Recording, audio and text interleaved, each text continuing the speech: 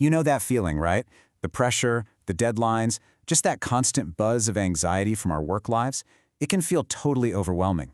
But what if there was an ancient spiritual text that actually gave us a framework, a modern guide for navigating all that stress? Well, today we're going to dive into a mystical teaching that could completely change how you think about the daily grind. So at the heart of all this is this just beautiful verse from the Song of Songs. I mean, on the surface, it's a powerful statement about a love so deep, so essential, that nothing can possibly overcome it. But what if the love and the waters in this verse mean something totally different than what we first think? Because, let's be real, most days our own inner flame feels anything but unquenchable. We're getting swamped by emails, by responsibilities, financial worries. It really does feel like a tidal wave of pressure. So how on earth does this ancient, beautiful poetry connect to that feeling?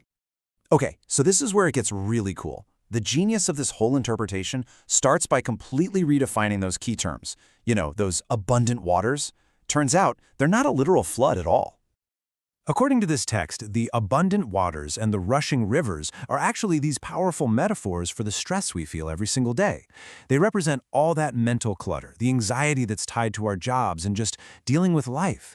That feeling of being pulled in a million different directions at once? Yep, those are the waters. And here is the radical promise of the verse. Even this relentless flood of daily anxiety, this tidal wave, cannot extinguish the soul's deep, innate love for its source. I mean, that sounds impossible, right? So how does that actually work? Well, before we get to the big cosmic how, the text gives us a really practical ideal for how we should approach our work in the first place. So the ideal, it says, is to engage in the labor of your hands. What does that mean? It means we should absolutely invest our physical and our external energies into our work, but we have to consciously protect our inner world, our mind and our heart, for what really truly matters. And I absolutely love this metaphor.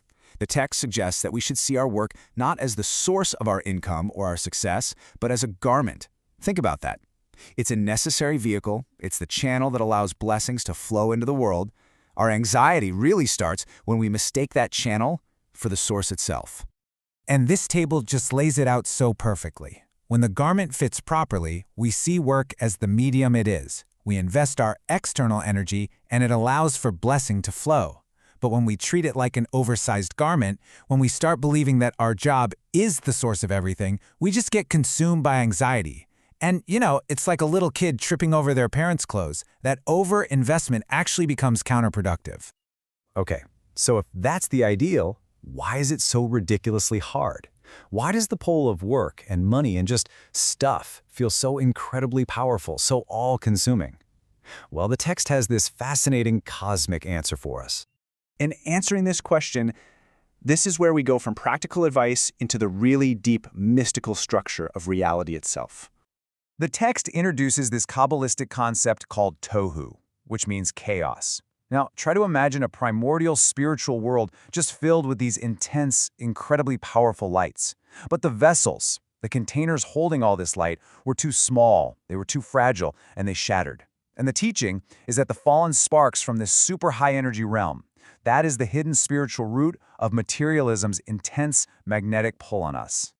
Now, following that chaotic realm, a new one came into being called tikkun, or order. This is a much more stable reality. It has calmer, more integrated lights that are held inside strong, stable vessels.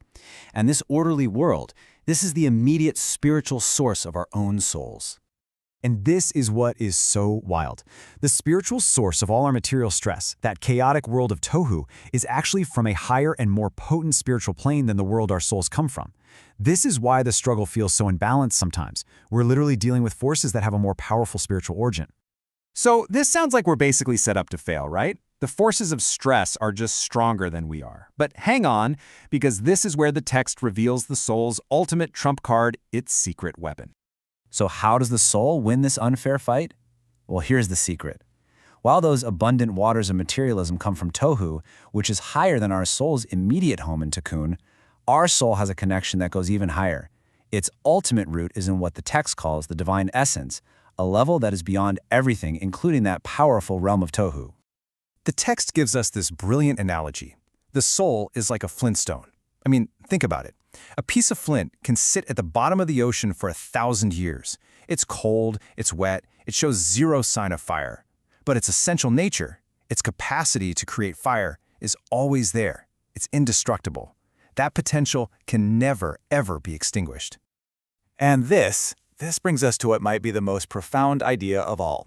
This cosmic struggle, this feeling of being overwhelmed, it's not a bug in the system. It's the central feature. It's the whole point of the journey. The entire reason the soul comes into this world of struggle is captured in this one incredible phrase: a descent for the purpose of an ascent. This just reframes everything, doesn't it? Before coming into this world, the soul is pure, it's perfect. But by confronting the abundant waters of our daily lives, it gets the chance to achieve something called teshuvah. This literally means return. It's the act of turning back to your source from a place of struggle and distance. And here's the paradox. That state of return is considered a higher spiritual level than the soul's original pristine state ever was. In other words, the challenges are not here to stop us. They are here specifically to give us the opportunity to forge an even deeper connection, to make that return journey, and, in doing so, achieve a greater ascent. The obstacle is the way. So, what do we do with all this? How does knowing this actually change anything on a Monday morning? Well, it transforms our entire perspective on the journey itself. The text ends with this simple verse. After all the incredible spiritual highs and visions, Jacob set out on his way back into the mundane world. And that's our story. Armed with this knowledge, we don't just trudge back to work, we set out on our way with a totally new sense of purpose, knowing that our engagement with the world is the very path of our ascent.